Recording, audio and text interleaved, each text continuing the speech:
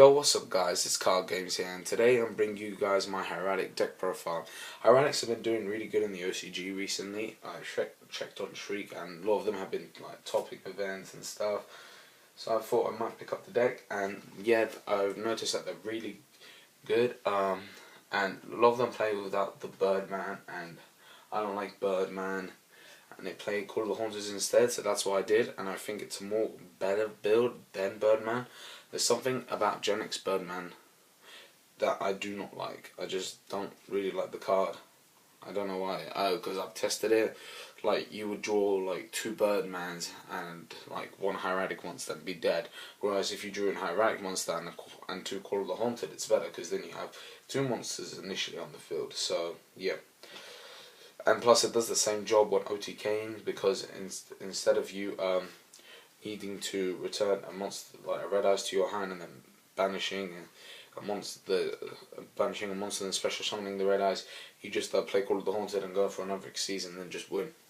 So yeah, I'm gonna get straight right into the deck profile, and plus Call of the Haunted is just better in top decking situation late game. So yeah, this is the Call of the Haunted build. I'm playing 3 Sue. Sue is probably my favourite Hieratic. This card's amazing. I really like the fact that it's just 2200 beat stick and this 6-star monster. That's really the main purpose of it. And then we're playing 3 Tefnuit. Tefnuit is obviously one of the best cards in the deck. The ability to just special summon itself out like a Cyber Dragon is amazing, and it's a level 6. So yeah, it has multi-purposes. And then we're playing 3 Nefet. Nefet is really good in the way that you can just special summon by tributing the Hieratic. Same effect as Sue, and yeah, it's really good. It is a 5-star monster, but that makes your rank 5s more live, as you should say. And the final Hieratic we're playing is 3. As I drop one of the copies, 3 Assets. Asset is really good in the way that when you don't have your Tefnuit, you can just normal summon this card and just tribute it straight off. So yeah, it's basically another card because you can't just normal summon Nefet or Sue, but you can normal summon Asset, and you can special summon Tefnuit just by your opponent having a monster on the field. So yeah, that runs up the Hieratics. Then we're playing the 1 Red Eyes Darkness Monomite Dragon. I'd play 3 if this card was at 3. This card is too broken in this deck. And then for the vanillas, we're playing Cursor Dragon, Master Dragon, and Martel Dragon. Really, the only reason you play 2 different types is because typically you're going to summon these with 0 attack, 0 defense, and Chain Disappearance will would completely and utterly destroy them. Banish them, sorry. And yeah, that's why you're playing one of these, just in case one of them gets Chain Disappearance, you still have another one to do your combos. And also Cursor Dragon, I found more times than not I need a normal vanilla level 5, because if my S set is the last monster on the field, or more situations my Nefet is the last monster on the field, which I attributed for Tefnuit, and don't have anything else, I would pretty much get a Cursor Dragon, just go into a Tyrus, and you could just do quite a lot of damage, and a really hard card to come by. So yeah, that runs up the vanillas. And then we're playing 2 card Ds. I don't play 3 card Ds. I tested out with 3, but what I found is sometimes, like, it didn't happen all the time, but I drew 3 card Ds, and that just made me so angry. Like, I only want to draw 1 card D at a time. Drawing 1 is fine, more than enough, because literally because it's really good for your opening play, but sometimes you don't even need card D to win. I mean, if you're going second and you open a good number of Hieratics, then you can just OTK without Birdman and without drawing into anything else, and your opponent really can't do anything about it. So yeah, another reason why I like card D. That's why it's a staple, of this deck, just for the first time plays, because this deck doesn't have first time plays. But I just think that 2 is more consistent, and yeah, I didn't like dead drawing them, which sounds weird, but if you're in top decking scenario, in your top deck it's a card D, it's not really the best thing. Okay, and then I'm playing, I'm maxing out on hand traps. I'm playing 3 Effect Veilers. I think Effect Veiler is really good this format, and I think it's just going to get better. Really good card against Prophecy. That's why you're seeing a lot of it in Streak. Also decks are literally decks that top are maxing out on Effect Veilers because of Prophecies, because Prophecies when all the Tachyon Galaxy is going to come out is going to be so broken. Plus it's pretty good against Verse, like the ability to stop the rabbit, or the ability to stop the monster from almost summoning another monster and going into your Ophion, or the ability to just stop Ophion from adding the Impending Virus or whatever the hell that card is called. It's just too good, and plus it's a tuner, and unlike other decks, you do use this card as a tuner with Gauze. And then, as I said, I'm still maxing out hand traps, so I'm playing 3 Maxis. I think this card's a staple in a deck that doesn't run much traps. Simply because you really want to draw like cards so you can summon your Trags and stuff. I mean, Tragodia is one of the most powerful cards in the game right now, and Maxi just helps tutor it a lot. And also, just good against so many matchups. Like, so many decks now are starting to literally just explode. We're doing crazy combos like if I play Maxi and then I draw into an Effect Veiler and then I just stop their combos, next time just OTK. That's my mentality of it. And if I don't draw an Effect Veiler, I'm more likely to draw a Trag or a Gauze. So yeah, Maxi has multiple purposes. Not to mention that Maxi is really good against Moments. I mean, Moments are still a deck, and I think they're still going to be played after Prophecy. Verse come out, because in the OCG websites, Murmurs have still been doing really well. And last point I want to make about Maxi is good against lots of decks now which are using Rescue Rabbit. You summon Rescue Rabbit, okay, chain to effect, play Maxi, they're going to summon the 2 vanillas, which you draw 1 card for, and then you're going to draw another card for the Xyz monster that I bring out. So yeah, another reason why I like 3 Maxi in the deck. And then I'm playing 2 Tragodias and the Gauze. These cards are amazing in their own perspective. Gauze is really good if you're on top deck instant round and you pick this up. And Trag, this card becomes so high attack when you're playing with Maxi, especially if you're playing against Mums or something, that this card will typically win you the game. Or if you're playing into Dark Worlds, like Dark Worlds when they're going for an OTK and they let you gain so many life points, and they special summon like multiple Graphers and stuff, and like Beiges and stuff. You just play Maxine, you're going to draw quite a couple of cards, and Tragodia can be the difference maker in the deck. So yeah, that's why I like it.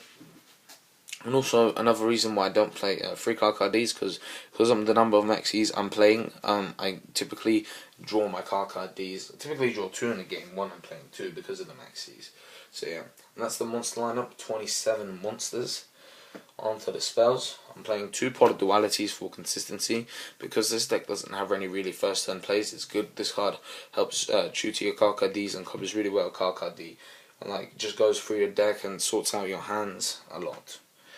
So yeah, 2 Duality. Then we're playing 2 Hieratic Seal of Convocation. This card's really good in just tutoring and adding your Hieratics to your hand. So that's literally, that's the main reason for it. And then I'm playing 3 A Wing Beat of a Giant, a wing beat of a giant dragon, yeah, and a heavy storm. So initially I'm playing 4 heavy storms.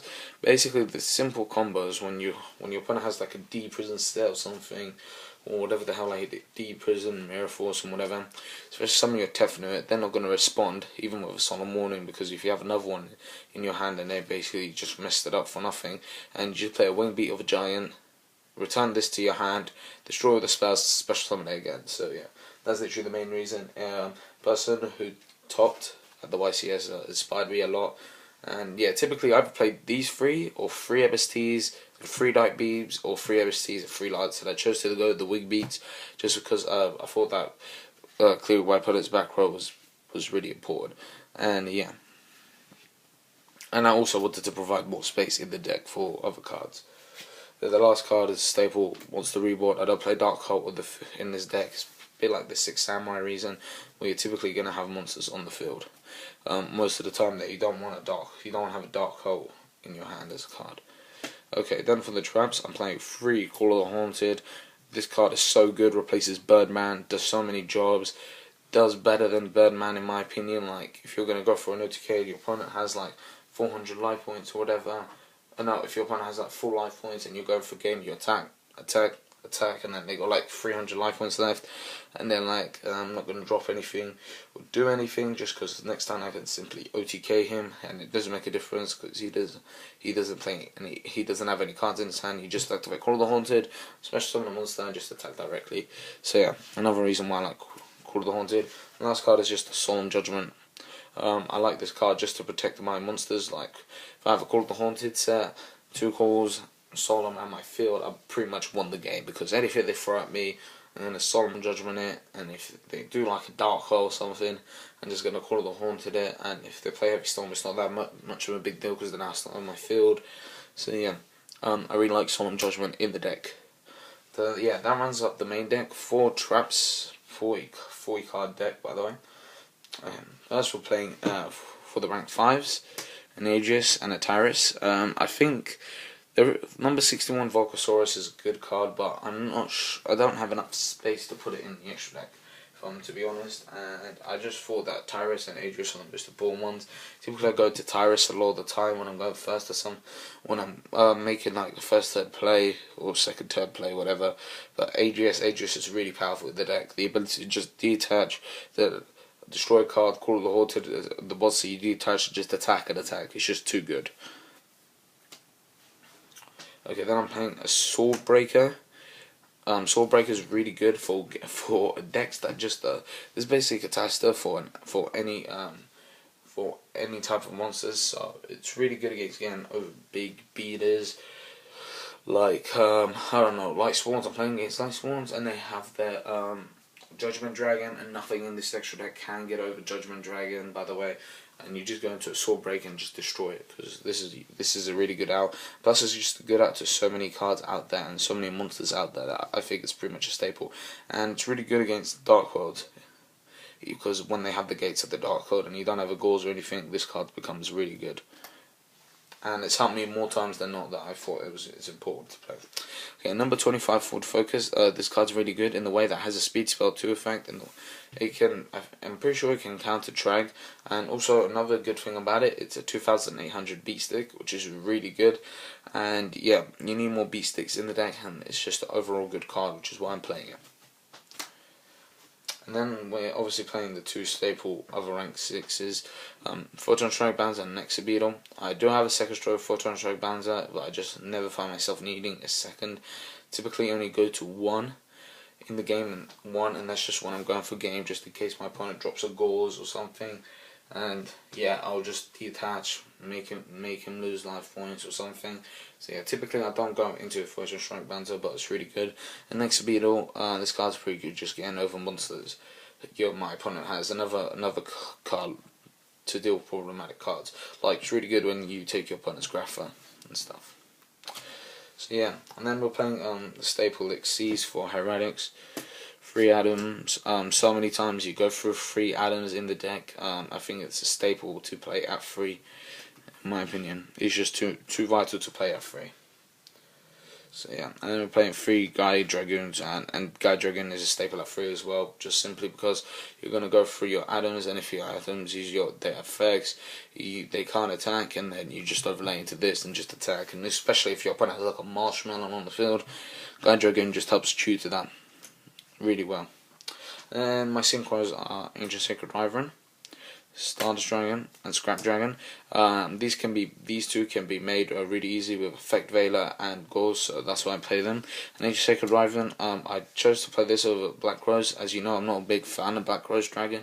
Same reason with Dark Hole, like you're typically going to have a field open and you don't want to really Black Rose nuke up the field, which is why I play an Ancient Sacred Wyvern instead, and I've never needed a Black Rose, so until I need it, I might change it, but to this day I haven't needed one.